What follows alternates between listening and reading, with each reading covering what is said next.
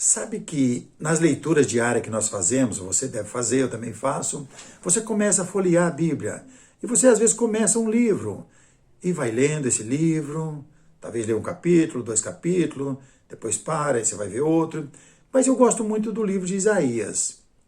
E aí você vai lendo histórias bonitas de Isaías, dando a esperança, o conforto, profecias que animam, profecias que desanimam porque vê o castigo de Deus. Você percebe quando o povo vai decaindo, com pouco Deus chama, o povo levanta, e de repente o povo decai novamente.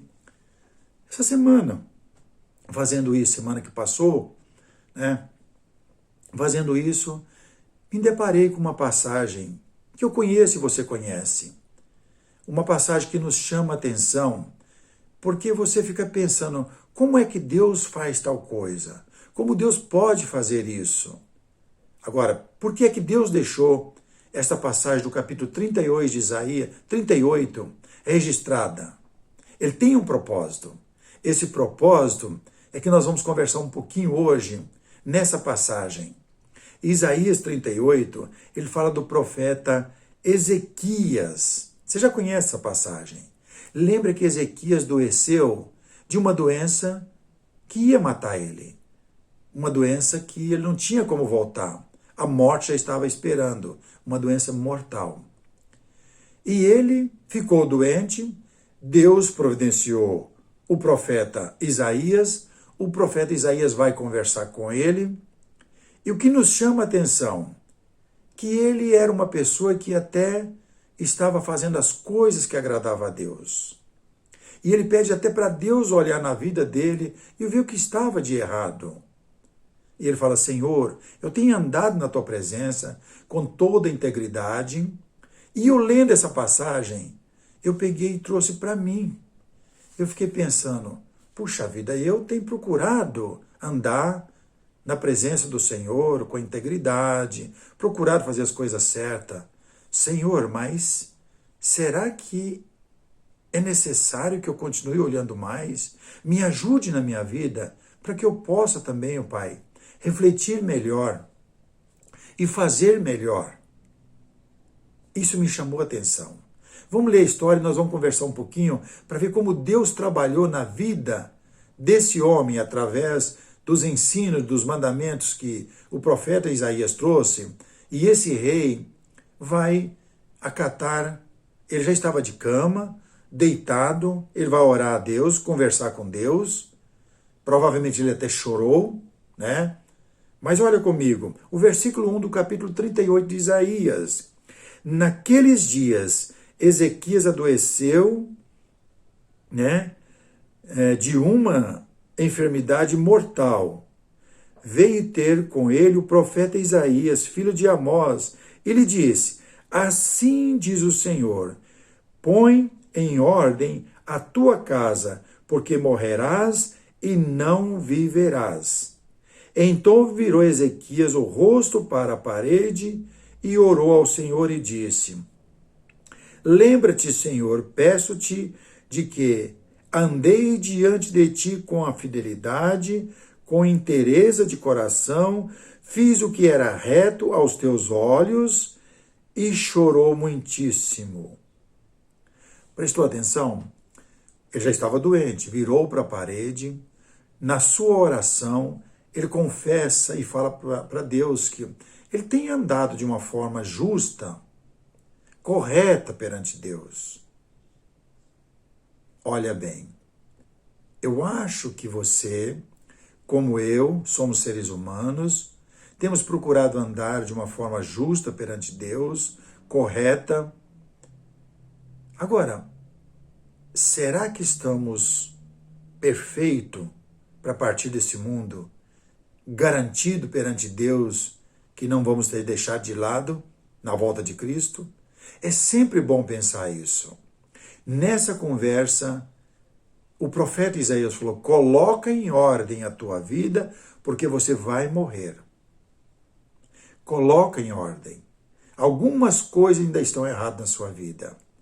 Isso é algo meu que eu devo examinar na minha vida, é algo seu em particular que você deve examinar em sua vida, Por quê? Para perder a vida física é muito prático, muito simples, muito fácil. Lembra desse ditado que para morrer fisicamente basta estar vivo. E para cair do caminho do Senhor, você que está de pé deve ter cuidado. Ele diz na carta aos Coríntios, no capítulo 10, você que está de pé, tem cuidado para que não caia. Seria a morte espiritual. Tenha bastante cuidado. E aqui o profeta continua conversando com ele. Então veio a palavra do Senhor a Isaías, dizendo, vai, diz a Ezequias, assim diz o Senhor, Deus de Davi, teu pai, ouvi a tua oração e vi as tuas lágrimas.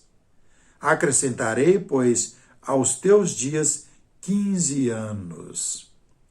Que bom se eu ou você pudesse falar e ter essa mesma resposta de Deus naquele dia das nossas enfermidades que tivemos para partir desse mundo. Orar ao Senhor e Ele dá mais 15 anos para a gente corrigir o resto das coisas. Mas não temos essa garantia. E nem o profeta garantiu para o Ezequias, o rei Ezequias. Deus deu essa resposta para ele através do profeta, mas foi Deus que revelou. Aí Isaías continua falando com ele. Livrai-te-ei das mãos do rei da Síria, a ti e a esta cidade defenderei esta cidade. Ser-te-á isto da parte do Senhor, como sinal de que o Senhor cumprirá esta palavra que falou. Eis que farei retroceder 10 graus a sombra lançada pelo sol, declinante no relógio de Acaz. Assim retrocedeu o sol os 10 graus que já havia declinado. Não sabemos como o relógio, mas era por meio de alguma sombra que vinha. Então percebemos que Deus falou, olha, ao invés do sol continuar indo, eu vou retroceder e ele vai voltar, como se o ponteiro do relógio voltasse para trás, ao invés de ir para frente. E Deus vai fazer isso. Ele vai comprovar para o rei Ezequias que eu sou o Senhor. Eu posso fazer isso, mas coloque a tua vida em ordem, porque você vai partir desse mundo. Eu vou te dar mais 15 anos, 5 e 5, mais 15 anos. Mas nem eu e nem você tem essa garantia de mais 15 anos. Então, hoje é o dia de colocar nossa vida em ordem. Efésios capítulo 4, uma das cartas que o apóstolo escreveu para essa cidade de Éfeso, para aqueles irmãos que estavam lá. Para que eles pudessem ter uma segurança, porque o tempo hoje não é o tempo de Deus. Não é o tempo do homem, é o tempo de Deus. Deus vai fazer isso. Quando chegamos no capítulo 4 dessa carta aos Efésios, ele diz para estes homens, para estas mulheres, para esses jovens que haviam se convertido a ele. Ligando com a passagem que nós lemos em Isaías agora, capítulo 38, da vida do rei Ezequias, nós podemos observar aqui, no versículo 17 do capítulo 4 de Efésios. Isto, portanto, digo e no Senhor testifico, que não mais andeis como também andam os gentios, na vaidade dos seus próprios pensamentos. Não andar vagando como se Deus não estivesse olhando. Vaidade dos pensamentos, como se Deus não existisse. Obscurecidos do entendimento alheio à vida de Deus, por causa da ignorância em que vivem, pela dureza do seu coração. Amoleça o coração, corrija as coisas erradas na vida, coloque a vida em ordem, porque não tem mais 15 anos para você mudar. Eu estou falando hoje. Então, do mesmo jeito que essa mensagem chegou para aquelas pessoas em Éfeso, chegou para mim e para você também hoje.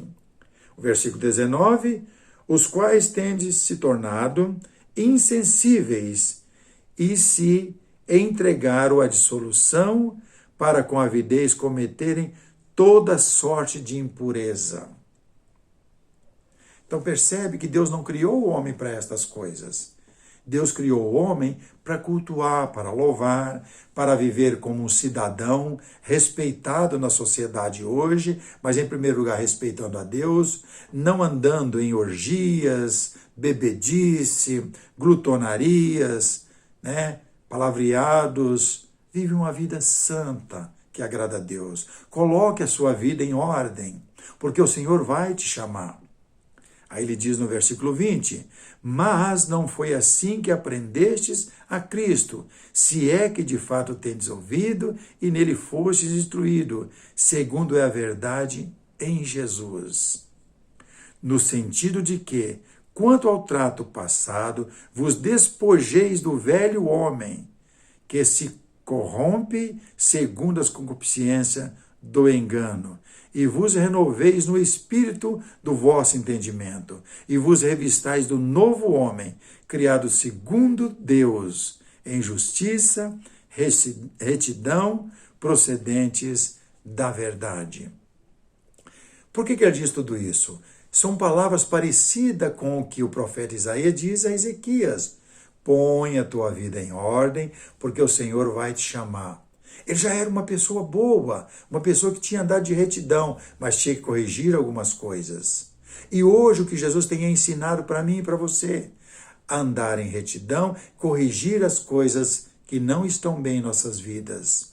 E Cristo nos ensinou, deixar o velho homem revestir de uma nova roupagem que o Evangelho nos trouxe e ser uma nova criatura criada em Deus, para que possamos gozar da felicidade eterna desde já na esperança maior.